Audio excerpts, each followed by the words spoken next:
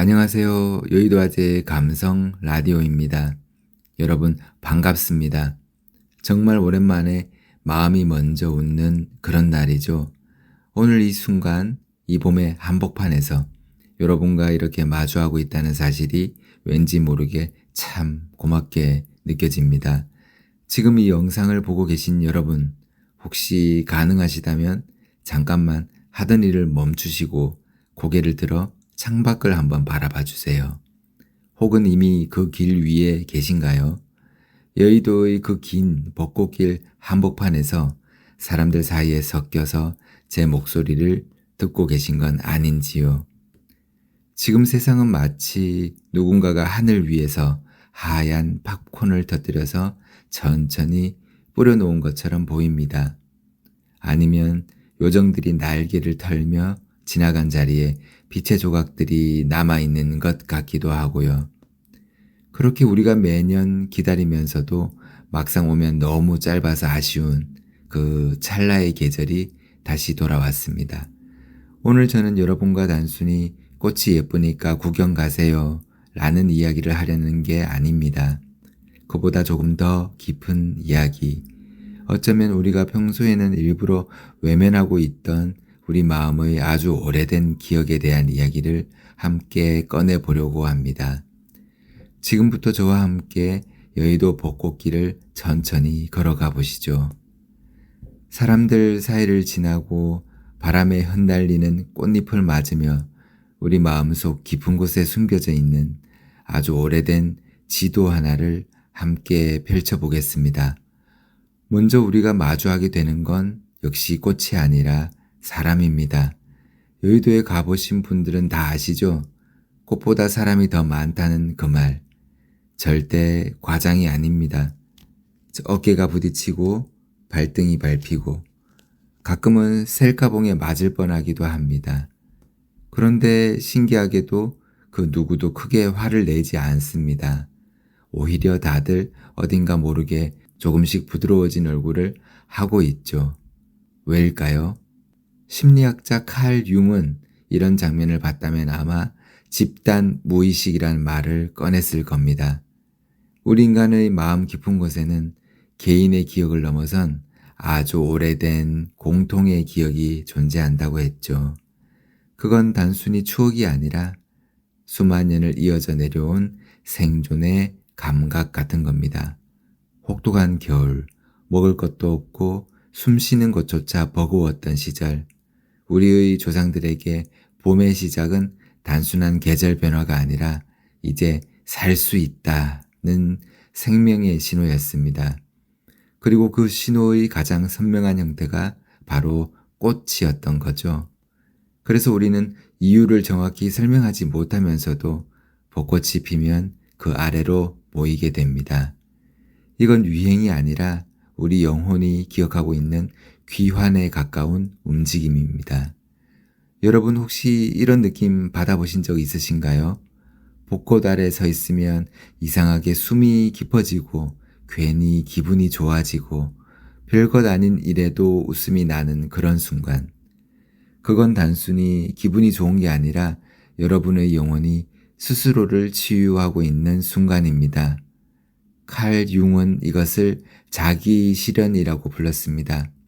사람은 누구나 자기 안의 상처를 회복하고 온전한 존재가 되려는 방향으로 나아간다고 했죠. 벚꽃 아래에서 우리가 느끼는 감정은 바로 그 과정의 한 장면입니다. 나 아직 살아있다. 나 아직 이렇게 아름다움을 느낄 수 있다.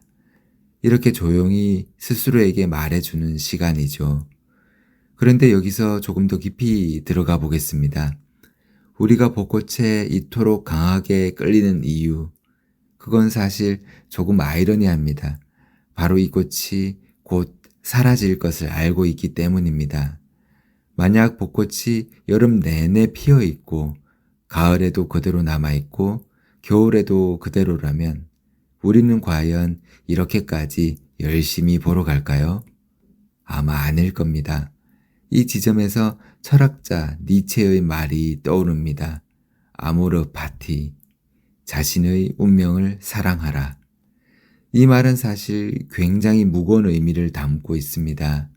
기쁜 일만 사랑하라는 게 아니라 내게 닥칠 고통과 상실, 그리고 결국 맞이하게 될 끝까지도 그대로 받아들이라는 뜻이니까요. 벚꽃을 보세요.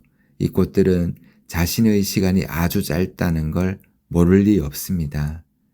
며칠 뒤면 바람에 흩어지고 사람들 발에 밟히고 아무도 기억하지 않을지도 모릅니다. 그런데도 피어나는 그 순간만큼은 세상에서 가장 화려하고 가장 당당하게 자신을 드러냅니다. 어차피 질 건데 라는 생각 대신 곧 질 것이기에 지금 이 순간은 더 눈부시다. 이렇게 말하고 있는 것처럼 보입니다. 우리의 삶도 그렇습니다. 우리는 늘 내일을 위해 오늘을 미룹니다. 조금만 더 버티면, 이번 일만 끝나면, 조금만 더 준비되면. 그렇게 현재를 유예하며 살아갑니다. 하지만 벚꽃은 조용히 말합니다. 지금이 전부다. 니체가 말했던 영원 회귀처럼 지금 이 순간이 영원히 반복된다 해도 기꺼이 받아들일 수 있을 만큼 살아내고 있는가를 묻고 있는 거죠. 여러분, 사진 찍느라 바쁘시죠? 그 마음 충분히 이해합니다. 하지만 딱 10초만 핸드폰을 내려놓고 꽃잎 하나를 아주 천천히 바라보세요. 그 안에는 내일에 대한 불안도 어제에 대한 후회도 없습니다. 오직 지금 이 순간만이 존재합니다. 그 순수함이 우리를 멈추게 합니다. 이 분홍빛은 우리 안의 부드러운 감정을 깨웁니다. 칼 융은 이것을 아니마라고 불렀습니다.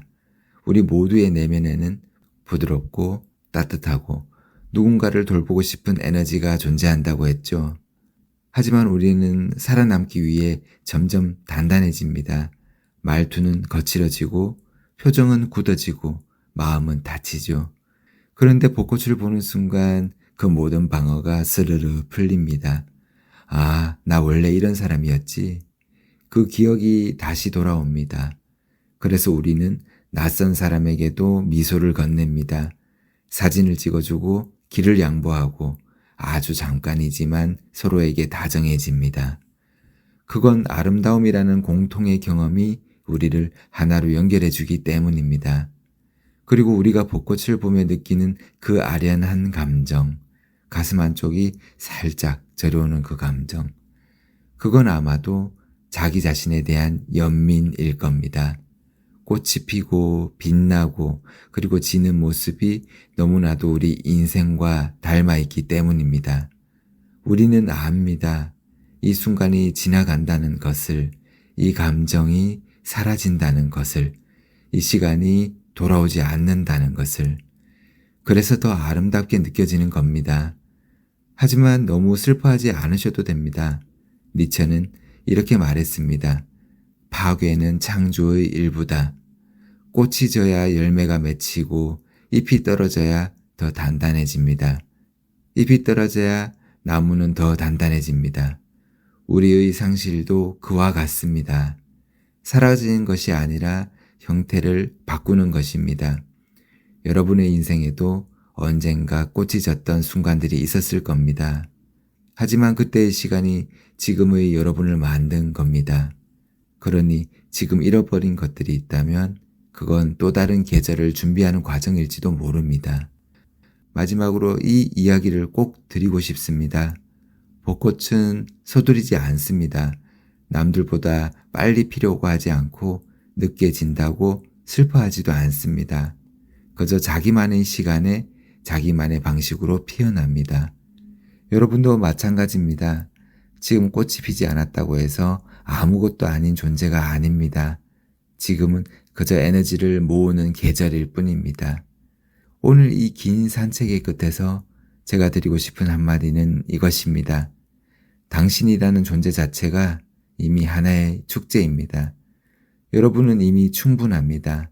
이미 아름답고 이미 소중합니다.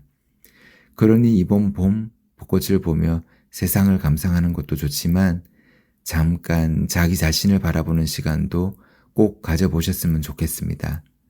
그동안 고생 많았다. 이제는 조금 편해도 된다. 너는 충분히 잘 살아왔다. 이 말을 꼭 스스로에게 해주세요. 벚꽃은 곧 지겠지만 오늘 여러분이 느낀 이 감정은 오래 남을 겁니다. 그리고 그 감정이 여름을, 가을을, 겨울을 버티게 해줄 겁니다. 여러분, 오늘도 함께 해주셔서 진심으로 감사합니다. 이 봄날을 그리고 여러분의 인생을 온 마음 다해 사랑하시길 바랍니다. 저도 여러분을 사랑할게요. 그럼 저는 다음번에 또 여러분이 관심 있을 만한 이야기를 들고 찾아오겠습니다. 다들 행복한 밤 되세요. 안녕.